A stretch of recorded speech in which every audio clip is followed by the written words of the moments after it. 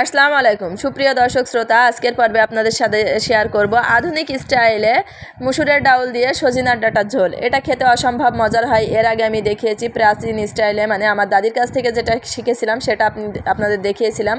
আজকে আমার মতো করে রান্না করব। এটা খেতে অসম্ভব মজার হয়, আপনারা বাসায় অবশ্যই ট্রাই করবেন। আর আমি অনেক সহজভাবে দেখিয়েছি, সহজভাবে প্রত্যেকটা রান্না করার চেষ্টা করি যাতে আপনাদের একটু হলে উপকারে আসে। চলুন তাহলে আমাদের এই সহজ মজাদার রেসিপিটা শুরু করি। তো প্রথমে আমি এখানে চুলায় একটা প্যান বসিয়ে দিয়েছি। এখানে দিয়ে দিচ্ছি পরিমাণ মতো তেল। তেলটা যখন হালকা গরম হয়ে আসছে এখানে দিয়ে দিচ্ছি একটা বাটা মশলা। এখানে আছে কাঁচামরিচ, পেঁয়াজ, রসুন, 1 টেবিল চামচ জিরা। সবগুলো আমি পাটায় পিষে নিয়েছিলাম, সম্পূর্ণটা এখানে সুন্দরভাবে দিয়ে দিলাম। সাথে দিয়ে দিচ্ছি পেঁয়াজ কুচি দিয়ে এখানে ততক্ষণ পর্যন্ত নাড়াচাড়া করব যতক্ষণ না পর্যন্ত পেঁয়াজের কাঁচা গন্ধটা চলে যাচ্ছে। সবার আগে বলে রাখি, যারা আমার চ্যানেলে নতুন এসেছেন প্লিজ আমার চ্যানেলটি সাবস্ক্রাইব করে রাখুন, পাশে থাকা বেল বাটনটিতে একটা ক্লিক করে দিন যাতে এমনই মজার মজার রেসিপি সবার আগে আপনার কাছে পৌঁছায়। আর আমার রান্নাগুলো আমি আবারও বলছি খুব সহজভাবে দেখায় যাতে আপনাদের উপকারে আসে। আমার এটা নাড়াচাড়া করা হয়ে গেছে। এখন আমি এখানে দিয়ে দিচ্ছি স্বাদমতো লবণ, সাথে দিয়ে দিচ্ছি হলুদের গুঁড়া। এটা আমি আবারও কিছুক্ষণ নাড়াচাড়া করব যতক্ষণ না পর্যন্ত সুন্দরভাবে কষানো না হচ্ছে ততক্ষণ পর্যন্ত এটা নাড়াচাড়া করতে হবে। তো দেখতে পাচ্ছেন আমি এটা কিন্তু সময় নিয়ে হাতে সুন্দরভাবে এটা নাড়াচাড়া করছি। একটু কষিয়ে নেবেন, না হলে কিন্তু রান্নার স্বাদটা ভালো হয় না। যত সুন্দরভাবে মশলাটা কষাবেন আপনার রান্নাটা তত বেশি সুন্দর হবে।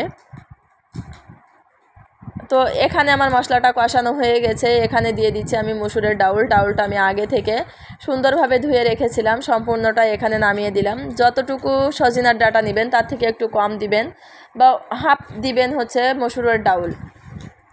তো এটা আমি কিছুক্ষণ নাড়াচাড়া করে নিব মুসুরের ডাউলের সাথে, যাতে করে মশলার সাথে মুসুরের ডাউলটা সুন্দরভাবে নাড়াচাড়া বা মেশানো হয়ে যায়। তো এটা আমার মেশানো হয়ে গেছে। এখন আমি দিয়ে দিচ্ছি পরিমাণ মতো পানিটা দিব এই জন্য যে মুসুরের ডাউলটা সিদ্ধ হওয়ার জন্য।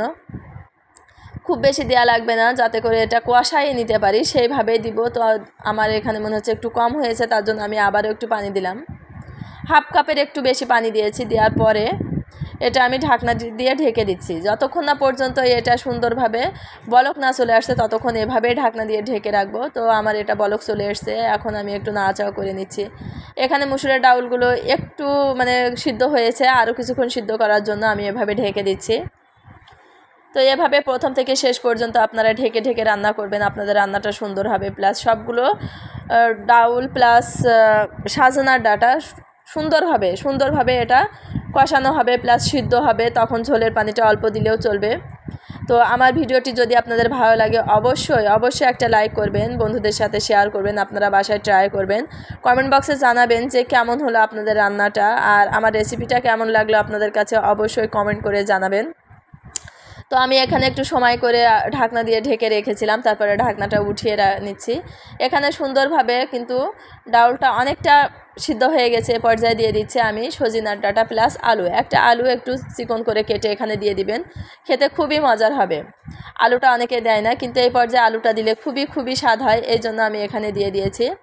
তো এখন আমি এটা একটু নাড়াচাড়া করে আবারও ঢাকনা দিয়ে ঢেকে দিব, যেহেতু পানি কম আছে। তো এখানে তো ডাউলটা প্লাস আলু সজনার ডাঁটা সবগুলোই সিদ্ধ হওয়া লাগবে সুন্দরভাবে, এই জন্য ঢেকে ঢেকে রান্না করব। তো যখন বলক এসছে আমি এভাবে নাড়াচাড়া করে দিচ্ছি যাতে করে সুন্দরভাবে এটা সিদ্ধ হয়ে যায়। পিঠ দুপিঠই সিদ্ধ হওয়া লাগবে, যেহেতু পানি কম। তো যদি উল্টিয়ে না দেন তখন কিন্তু সিদ্ধ হবে না, এক পিঠ কাঁচা থেকে যাবে। তো এ পর্যায়ে আবারও ঢেকে দিয়েছি। আর এভাবে মাঝে মাঝে আপনারা ঢেকে ঢেকে ঢাকনাটা খুলে আপনারা নাড়াচাড়া করে দিবেন, তখন কিন্তু সুন্দরভাবে এটা সিদ্ধ হয়ে যাবে, প্লাস রান্নাটাও সুন্দর হবে। আর ঢাকনা দিয়ে ঢেকে ঢেকে রান্না করলে প্রত্যেকটা সবজি যেটাই রান্না করেন খেতে খুবই মজার হয়। তো আমি একটু দেখিয়ে দিলাম মুসুরের ডাউলটা কিন্তু অনেকটা সিদ্ধ হয়ে গেছে, আর দেখে বোঝা যাচ্ছে যে সাজনাগুলো অনেকটা সিদ্ধ হয়ে গেছে, পানিটাও অনেকটা কমে এসছে। আমি তারপরে এটা এভাবে নাড়াচাড়া করে নিব যতক্ষণ পর্যন্ত পানি থাকবে, আমি এভাবেই কিন্তু কষিয়ে নিব। তো একটু নাড়াচাড়া করে আবারও ঢেকে দিচ্ছি। তো আপনারা আমার সাথেই থাকবেন, আমি খুব সহজভাবে রান্না করে আপনাদের দেখানোর চেষ্টা করি। যারা নতুন রাঁধুনি আছেন আশা করছি আমার রেসিপিগুলো ফলো করলে আপনাদের অনেক উপকার হবে। প্লাস যারা পুরাতন আছে তারা একটু হলেও বুঝতে পারবেন আমি কতটা সহজভাবে রান্না করি, আর রান্নাগুলো ট্রাই করবেন। অনেক সুন্দর, অনেক মজার হয় রান্নাগুলো। পার্সোনালি আমার ফ্যামিলিতে যারা আছে সবাই কিন্তু বলে যে আমার রান্নাগুলো অনেক সহজ হয়, প্লাস খেতেও খুবই ভালো হয়। এই জন্য আপনাদের সাথে শেয়ার করি। তো এখানে আরও একটু পানি আছে, তারপরে আমি এটা ঢেকে দিচ্ছি যতক্ষণ না পর্যন্ত পানিটা সম্পূর্ণভাবে না কমে আসবে, আমি ততক্ষণ পর্যন্ত এভাবে ঢেকে ঢেকে রান্না করেছি। আপনারা এভাবেই করবেন, সেম টু সেমভাবে যদি রান্না করেন আশা করছি আপনাদের ভালো লাগবে রান্না করে, রান্না খেতেও খুব ভালো হবে। তো এখানে পানি কিন্তু অনেকটা কমে এসছে। তো এখন আমি এভাবে উল্টিয়ে পাল্টিয়ে নাড়াচাড়া করে নিয়েই এটা আমি কষিয়ে নিচ্ছি। তো এ পর্যায়ে সুন্দর সুন্দর একটা ফ্লেভার বের হবে, যেটা আপনার বাসার সবাই যতগুলো মানুষ থাকবে সবগুলোই বুঝতে পারবে হ্যাঁ আমি সজিনা ডাঁটা রান্না করছি।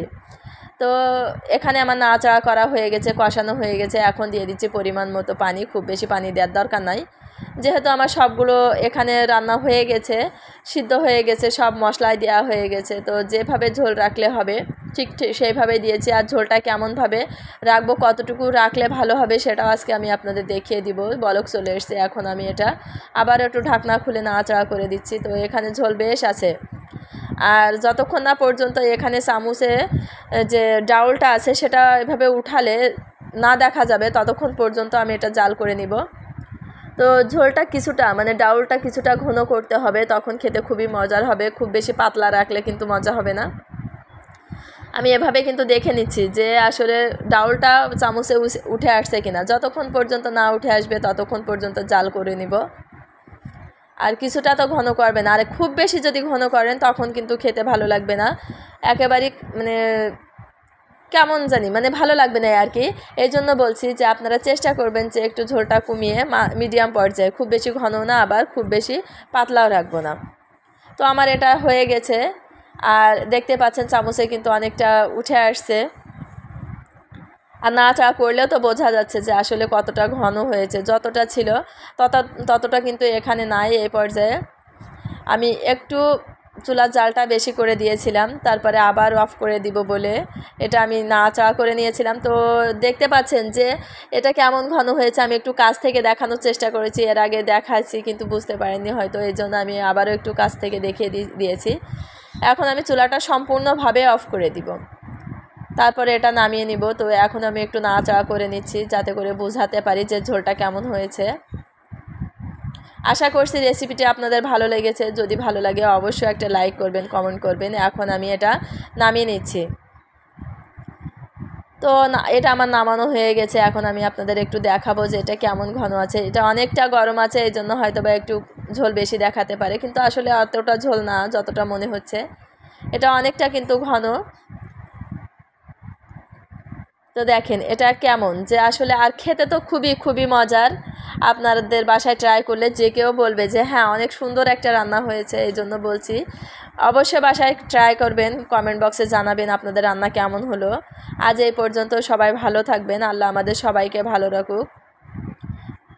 সবাই আমার জন্য দোয়া করবেন, আমি আপনাদের জন্য দোয়া করি। আল্লাহ হাফেজ।